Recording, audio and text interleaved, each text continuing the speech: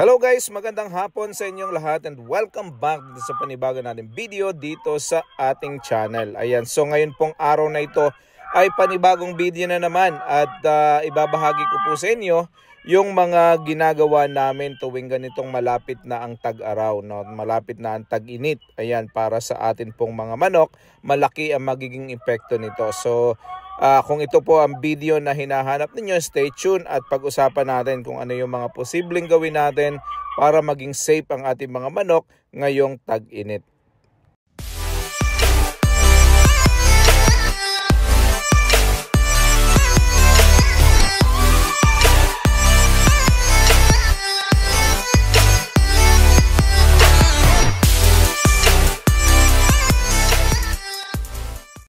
Okay guys, ayan, magandang hapon sa inyong lahat again at salamat for tuning in sa lahat ng mga nakaantabay.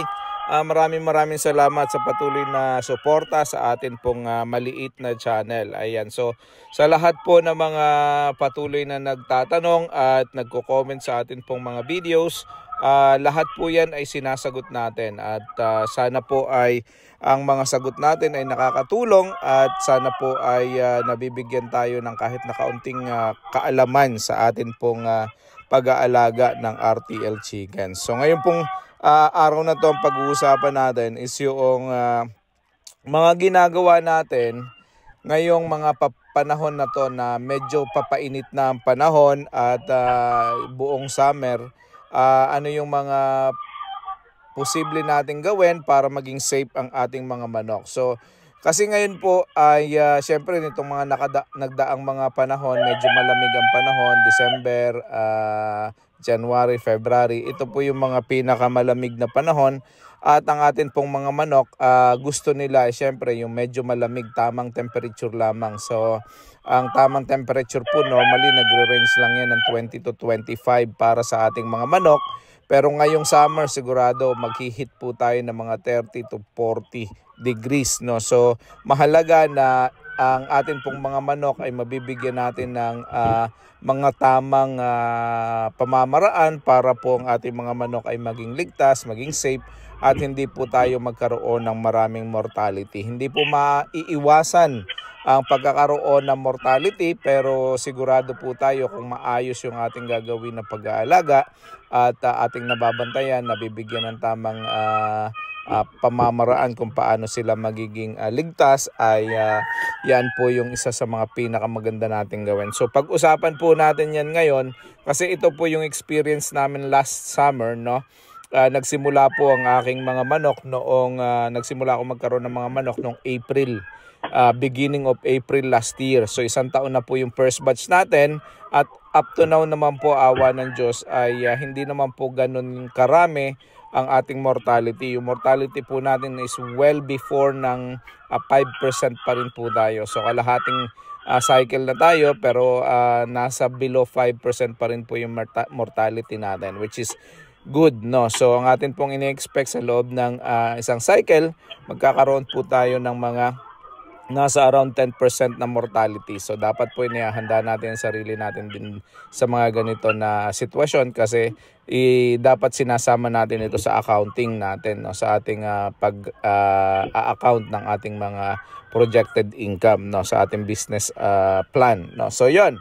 Anyway, ano yung mga ginagawa natin guys para tayo ay maging ligtas yung ating mga manok. So unang-una guys, ginagawa namin is talagang araw-araw, umaga, tanghali, hapon, fresh po yung inilalagay namin tubig sa ating mga waterer, no? So marami pong gumagamit ng mga automatic drinker. Ang kailangan po kasi ay malinis at fresh ang tubig. So dahil nga po ngayon ay mainit ang panahon, madaling uminit ang tubig sa ating mga waterer. So kailangan po natin na bigyan o lagyan ng malinis at fresh na tubig ang atin pong mga waterer almost 3 times, almost 4 times a day, no? So ang atin pong mga manok sa panahong ito ay mapapansin ninyo ay magiging halhal po yan, palaging halhal at halhal po yan dahil sila ay nagkakaroon nitong, naglalabas sila ng init ng katawan galing sa kanilang mga loob ng katawan para magkaroon sila ng maayos na para yun po yung mechanism nila para i-cool down yung sarili nila. So kailangan nila ng maraming tubig, lagi po silang dapat umiinom ng maraming tubig. Mapapansin nyo, ngayong summer ay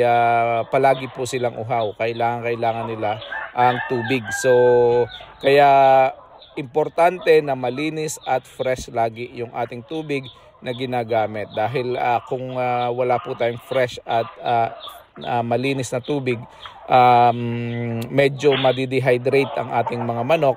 At pag na-dehydrate po ang ating mga manok, yan po isa sa mga reason kung bakit namamatay ang ating mga manok. Anong indication po na dehydrated ang ating mga manok? Mapapansin ninyo nga, laging buka ang tuka ng mga yan, laging halhal. Yung baba ng kanilang lambi ng palong, ayan po ay laging nakalaylay at bukas ang kanilang tuka at naglalabas sila ng init ng katawan. Ikalawa po na isa sa mga pinaka-noticeable na magiging symptoms o indication na ang manok ay dehydrated, maitim po, nangingitim po ang kanilang mga palong. No? So, make sure na lagi nyong nabibisita yung mga manok, tingnan ninyo, close monitoring.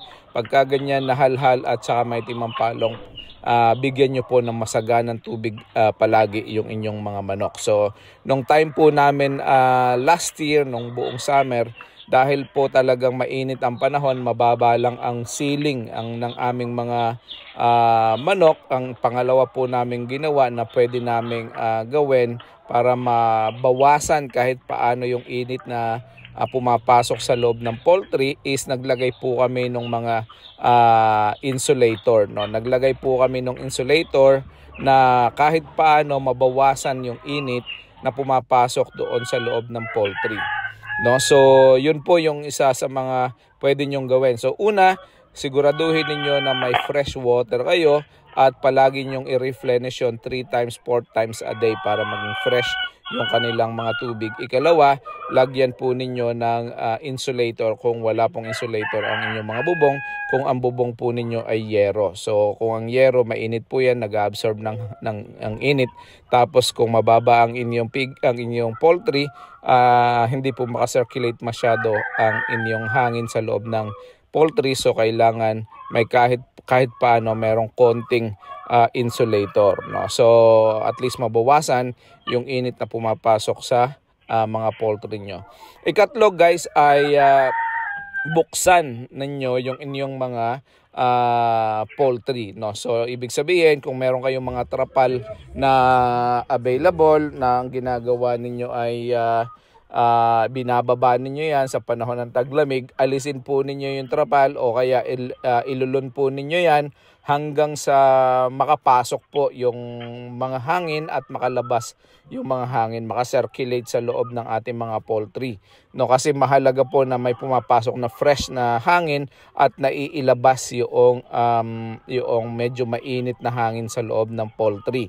Unang-una po, magbe-benefits po ang ating mga manok dyan dahil makakalanghap sila ng mas sariwang hangin.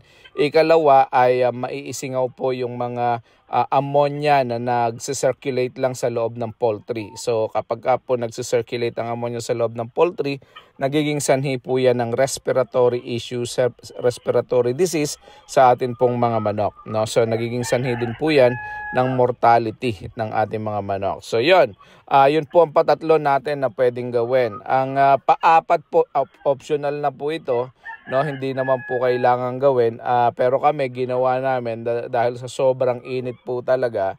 Naglagay po kami ng yelo sa mga waterer namin. So para mas maging malamig yung ating mga tubig, naglagay po kami ng yelo kasi nakita namin na talagang ang mga manok ay sobrang init na init sa loob ng mga poultry nila. No? So lalo na kung ang mga manok ay medyo siksikan. 4 na manok ang ating nilalagay sa isang cage.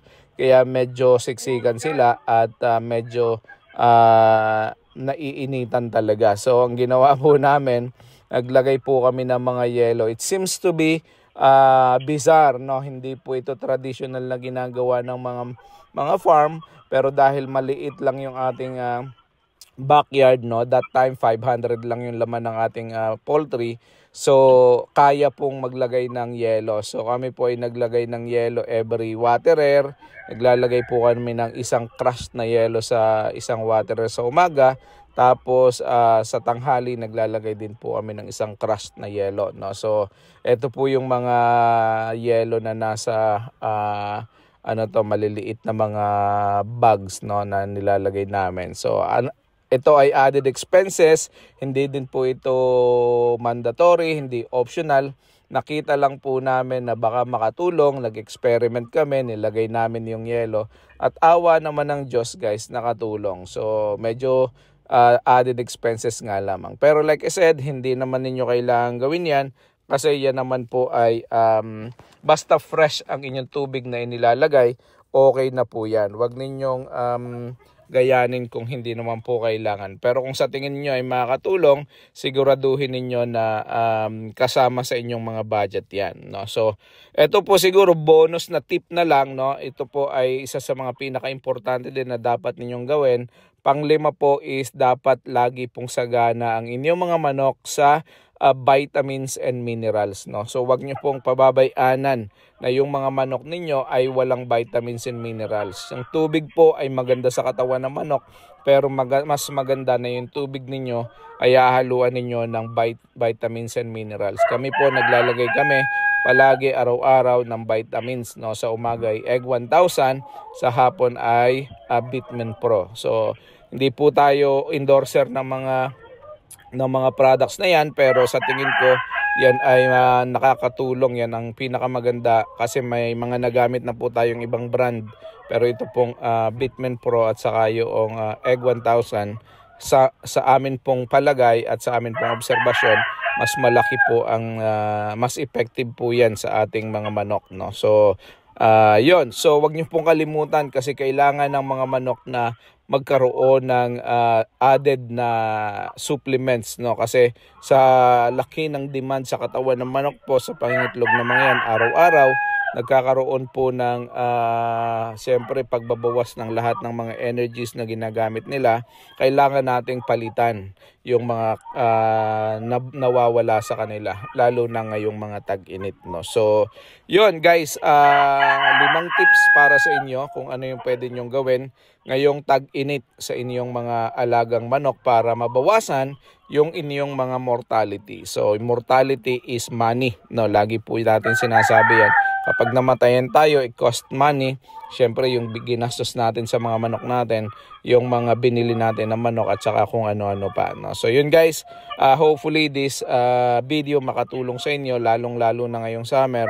At nang sa ganon ay patuloy tayong maging successful dito sa ating pagtatry ng pag-aalaga ng RTL chicken sa ating mga backyard. Yun lang, maraming salamat, God bless, and see you all sa susunod nating video.